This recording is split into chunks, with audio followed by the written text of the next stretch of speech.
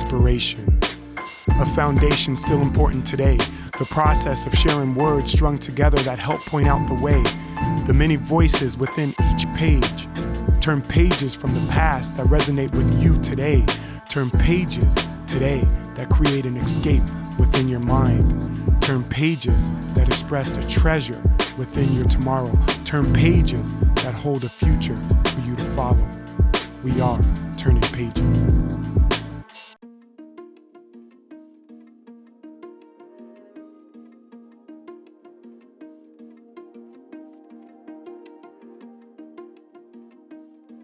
Hello, my name is Carmen Pemsler.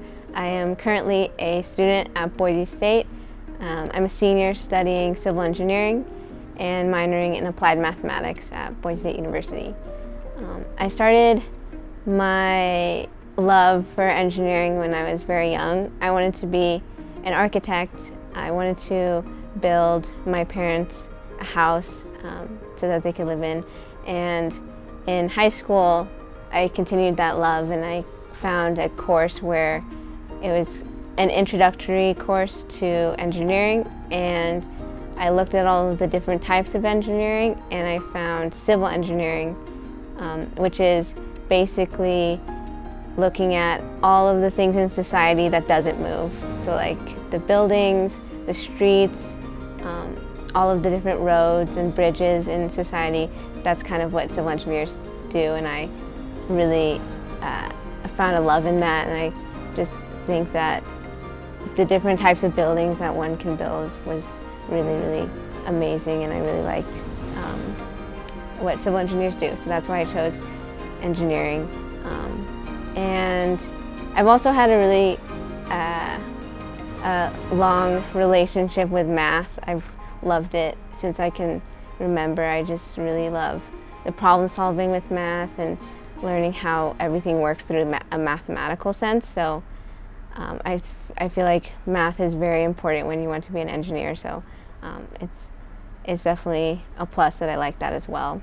When I started at Boise State, I found that there were a lot of different diverse groups of people, and I realized that I wasn't always going to be with people that look like me as well. On the other hand, I didn't realize that there was a lot of people in math and in the science classes that I was in that was Hispanic or even female. So I had to learn kind of how to navigate through that. I started to be involved in two different groups, the Society of Hispanic Professional Engineers and the Society of Women Engineers at Boise State. And those two groups are basically where all the students in kind of either support or identify as Hispanic or female. They get together and do different things that are helping in their personal and professional growth. So with those two groups, I've got to really meet some incredible people and meet different people that are also identify as the same as me, so that's been really amazing. So in one of my first classes in my first year of college, I had a physics lab, and in that physics lab we had to get into groups with different students, and my group there was 3 other boys and then I was the only girl in that group. And we had to perform an experiment and then write about our findings and write about, I think what really was eye-opening in that experience was that when I had to do different calculations or do the math for the experiment, I was the only one in the group where the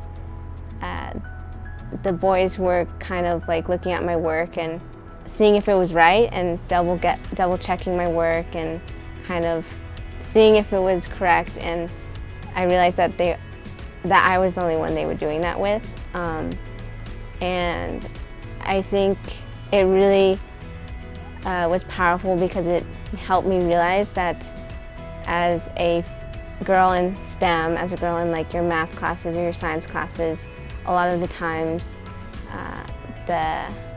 the classmates that were male boys were going to second guess me and think that I was not as smart or as capable as them. And I think that's been something that I've had to work really hard in overcoming and learning how to stop that kind of stigma that the girls in the room maybe aren't as smart or maybe not as strong or as qualified as the boys. So I think that's been a common theme in a lot of my time at the university, but there's also been a lot of support and a lot of different opportunities that I've taken to kind of teach me how to overcome that and show kind of the world that girls are good at math and girls can be engineers and also be better in some ways as the boys in those things. So I think that's been something that's been really something that I've had to overcome and learn in school. So the book that I really wanted to share with you all is the book She Persisted Around the World, and it covers all of these different women that look different from all of these different countries, and it talks about each of their different fields. And the one that stood out to me was the famous scientist Marie Curie, and she basically broke those barriers for both men and women. And my favorite sentence out of the page that she's on is, she discovered 2 new elements, one of which she named polonium after her home country, and for the work she did, she won her 2nd Nobel Prize in chemistry. She was the first person in the world, man or woman, to receive 2 Nobel Prizes. And I really liked how she, not only for women was at the top of her field, but for men as well. She did something that nobody else had done before, and she's the one that stood out to me the most.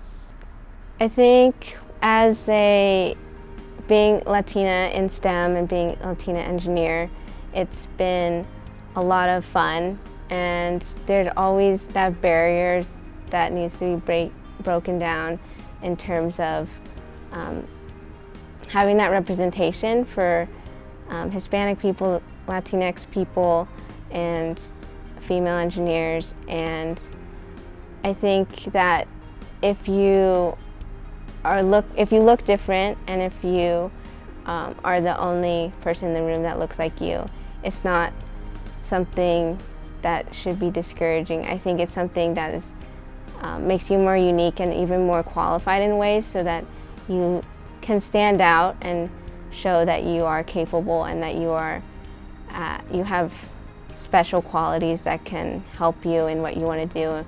It's been very helpful to meet people who have supported me, but also it's been helpful to kind of have these opportunities that allow me to grow and realize that it's okay to be different, it's okay to look different, and I think I found that really helpful, and I'm excited for the future. So, my name is Carmen Pemsler, and I'm a future civil engineer, and this is my story.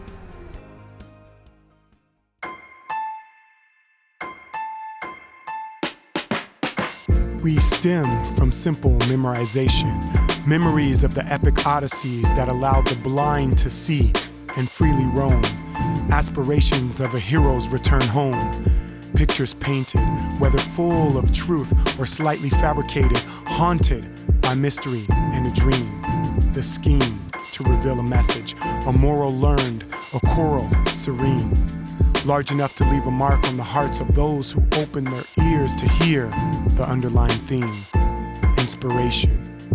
A foundation still important today, the process of sharing words strung together that help point out the way, the many voices within each page, the relationship between character and reader, storyteller, narrator, business owner to a teacher, musician, filmmaker, politicians, and a variety of leaders, breeding braids and waves that weave tales, webbed together to connect a community.